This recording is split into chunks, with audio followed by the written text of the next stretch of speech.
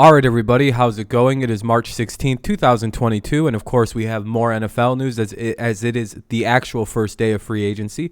It's no longer the legal tampering period, people signing, it's all official. People have signed official contracts, people are signing real contracts. It's no longer, well, this guy could change his mind entirely before the deal gets done. Now, when you hear of a deal, more than likely it's done, it's signed, the guy's going there. Because we've seen with J.D. McKissic earlier, he changed his mind on going to Buffalo and then was going to the Commanders. Then he maybe changed his mind again. So he hasn't really signed any official contracts. He's not sure what he's doing quite yet.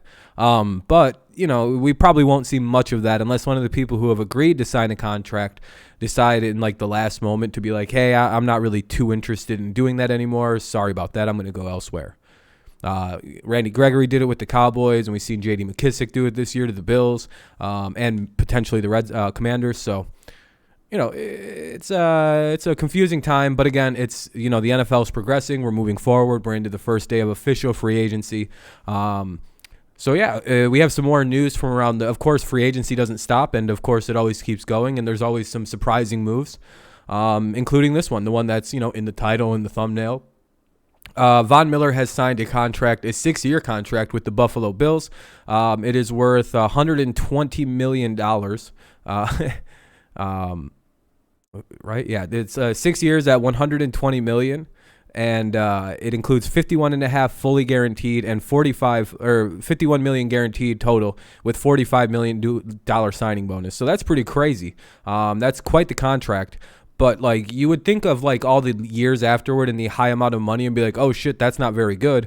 Why are we paying a 32, almost 33-year-old, if not already 33, all this money and all of these years?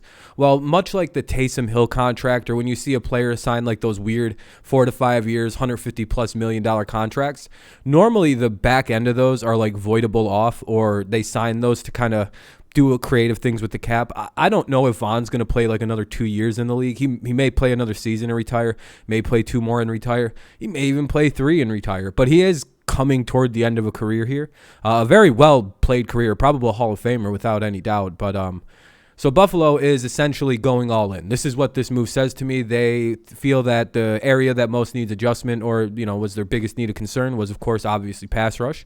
And I don't necessarily disagree with that. They need some work against the pass rush. They need some work at rush defense. So signing a player like Von, as long as he's able to play healthy, stay healthy, contribute at a decent to high level, eat blocks, great signing for Buffalo, especially if you're a team that's in like this win now window that the Bills are in. They see themselves potentially getting past the hump that they've been over with the addition of a player like Von Miller. And maybe that is what they need. Maybe that's all they needed to get everything kind of fired up and have a certain edge on defense, get a certain couple guys loose because Von's eating coverage. Something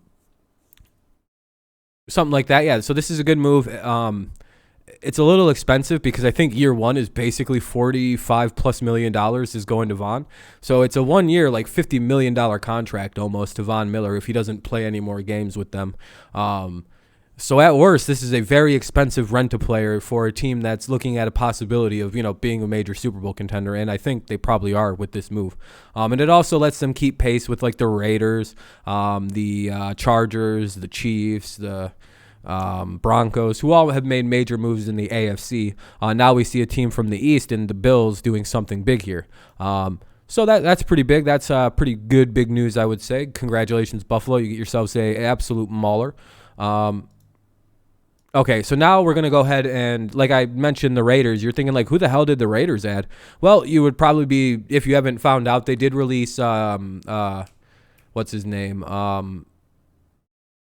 They released one of their defensive end, Carl Nassib, and I was like, well, what's that about? And then all of a sudden, they did sign Chandler Jones. So very, very good signing, one of the best defensive pass rushers in the game. So he goes to the Raiders. A 3-year deal worth roughly $51 million.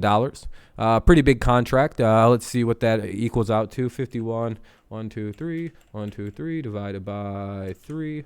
It's about 17 million a year, so not too bad, nothing too crazy.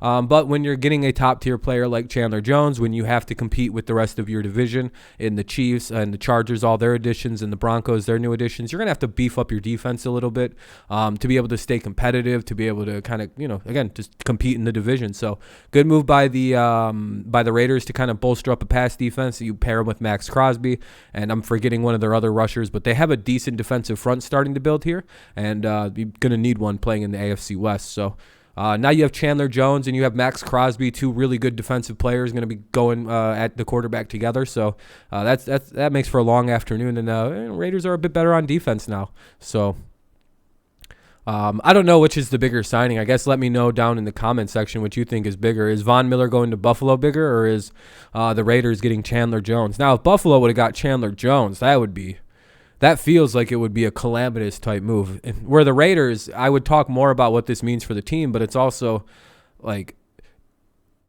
they're still probably at the bottom of the division. As good as a team that they are, they could probably win the AFC North potentially, or they'd probably be a better contender. They'd probably win the AFC South, but unfortunately they're in the AFC West, and that's not really the best division to be in when you have the Chargers, Chiefs, and of course the Broncos in one division. So rough path ahead for the Raiders, but now they have a defense that could potentially slow down one of these three high-powered offenses.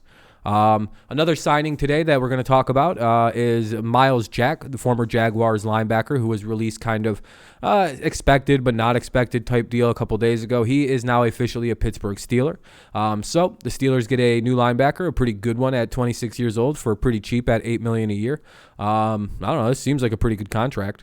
As long as, Myles Jack's decline or, fall off in play, according to Jaguars fans, last season was more so like related to frustrations with the organization, bad coaching, lack of direction, everybody's getting traded, complete teardown for like the 90th time in your career. You can kind of see where maybe like you'd be like, man, I just need to get through this season without getting hurt, put in minimal effort, and just get to the finish line and get the hell out of this team. So I could see where that mindset might snake in there. So as long as Jack actually isn't like done being a good player, this is a great signing for Pittsburgh. Really great value signing too. That's a nasty linebacking core if he plays like he did. When they beat the Pittsburgh Steelers. Good move. Let's see. And kind of the final bit of news. Kind of the final piece of the puzzle of terms of like. Roster moves. I guess we're not doing all signings. We're going to cover a kind of a news story that feels like it should be bigger news, but is also kind of like, it's kind of, you've seen it coming, right? Like he didn't do anything for them, signed a decent contract, and it's like, well, why even keep him if he can't stay healthy? And you have cap concerns. So the Titans have released wide receiver Julio Jones. Last year it was kind of like, whoa, they got Julio Jones. And now it's this year's, they're releasing Julio Jones because that didn't work out at all. I'm assuming that Julio's going to have quite the huge market underneath him. Probably like the Rams, the Chiefs, the Bucks, maybe Buffalo, maybe the Broncos. Like one of the teams that feel like major contenders are probably going to be the most likely team to get Julio. I don't really see him going to like the Lions or, hey, I want to be a Falcon again. It's like, well, why did you leave? Like what? So I maybe even the Ravens could be a spot Julio winds up at. That feels pretty good actually. So like those are the teams that feel most likely to get Julio. Obviously he was released because he couldn't stay healthy, couldn't really stay on the field. I think the Titans have cap issues going on right now. So it makes sense. It's kind of surprising, but at the same point, after last year, I'm not really surprised. I'm surprised it took this long to get here, really. They must have been trying to trade him, and everybody went, yeah, we're not really interested in taking your super injury-prone receiver at an elevated age. Not for anything that you guys are trying to get out of us. Raheem Mostert went to the Dolphins. Not really surprised considering who the head coach is. All right.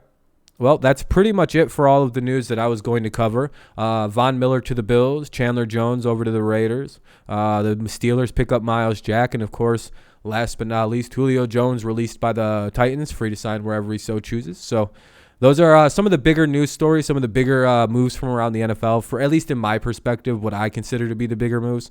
Obviously, when we do the live stream later tonight, or at some, when we'll talk more about all of the moves, kind of just going over what's gone on today. This is just kind of a brief rundown. So let me know what you think down below in the comment section. I'll be sure to get back to you as soon as I can. Leave your thoughts, whatever, anything about free agency. Doesn't even have to be related to the news today. Just make sure you leave your thoughts below. Leave a like if you enjoyed the video and are enjoying all the NFL media content and all all the work we're doing to try to keep you guys up to date with the news when we can. Yeah, and all that other YouTube stuff about like subscribing if you're new around here. It helps grow the channel, yada, yada, yada. It really does help, and it really is appreciated. So thank you very much if you're able to do that, or thank you already if you're already subscribed. That's the YouTube stuff. I always go, and the YouTube, blah, blah, blah. But anyway, I do appreciate you all. Thank you so much for listening. Have a good rest of your day, night, morning, afternoon, whenever you decide to give this a listen. Just remember, please give a like if you don't mind. All right, that's about it. I appreciate it, and we'll keep you up to date. If anything crazy keeps happening, if more news comes up, we'll be sure to, as soon as we hear about it, as soon as we can, we'll be making a video just like this, telling you what we know and giving our brief thoughts. Thank you so much for listening. Have a great rest of your day. Go Lions, go Tigers, and of course, go Patriots. And I'll see you when I see you. Peace.